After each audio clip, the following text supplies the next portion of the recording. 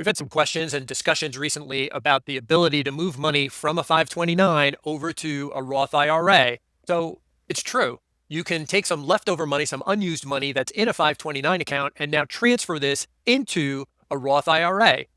But there are some limitations on this, and you need to know that.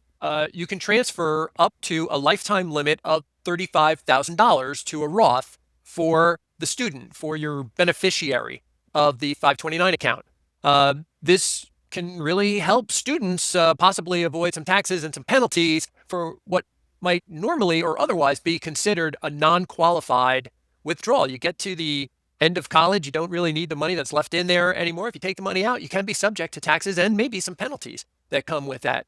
Why would someone be in a situation where you've got leftover money in a 529 account? Well, suppose the student, the beneficiary, decided not to go to college, or maybe they got a scholarship, they got a full ride, or perhaps they're going to a school that's just not as expensive as what the original plan was. The money that's left in their 529 account can now be used to help give them a start towards retirement, which is honestly pretty cool.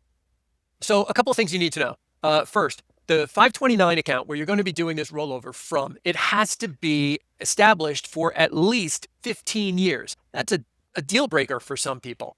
So it's not something that you're going to open up last year and roll over this year into a Roth. This was all set up by the Secure 2.0 Act, which was just passed at the end of 22. And quite frankly, it took a year for the IRS to translate for CFPs and CPAs and other folks to really understand what these changes actually meant. If you do take the money out, but you don't roll it over into a Roth IRA, you could be subject to paying income tax and a 10% federal penalty on any earnings that are associated with the distribution. That's where transferring to a Roth IRA might make a lot of sense. The Roth IRA that you're setting up has to be in the name of your student. It can't be for yourself. It can't be for anyone else. It has to be for that student. So understand that the amount that's transferred from a 529 into a Roth IRA can't exceed the annual Roth IRA contribution limit. Right now, that's $7,000. So what that means is you can do this $7,000 rollover 5 years in a row. That gets you to the $35,000 lifetime limit. Additionally, the transfer has to come from contributions made to the 529 account at least 5 years before the transfer date. So if you're doing this in 2026, it has to be from contributions made from 2021 or earlier.